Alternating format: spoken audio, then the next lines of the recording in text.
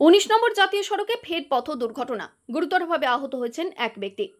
পূর্ব বর্ধমান জেলার জামালপুর থানার অন্তর্গত জৌগ্রাম এলাকায় এই দুর্ঘটনা ঘটে। আনুমানিক দুপুর 3টে নাগাদ বর্ধমানের অভিমুখে যাওয়ার সময় একটি ছোট চারচাকা গাড়ি সজোরে ডিভাইডারে ধাক্কা মারলে গাড়ির চালক গুরুতরভাবে আহত হন। জানা যায়, ওই ছোট চারচাকা গাড়িটি কলকাতায় একজনকে নামিয়ে বর্ধমানের দিকে ফিরছিল। সেই সময় 19 নম্বর জাতীয় সড়কের ওপর জৌগ্রাম এলাকায় আচমকাই নিয়ন্ত্রণ হারিয়ে গাড়িটি সজোরে ডিভাইডারে গিয়ে ধাক্কা মারে। তখনই বিকট শব্দে ছুটে আসেন স্থানীয়রা। ঘটনাস্থলে ওই গাড়ির চালককে আহত অবস্থায় দেখে তাকে উদ্ধার করে বর্ধমানে পাঠানো হয় চিকিৎসার জন্য।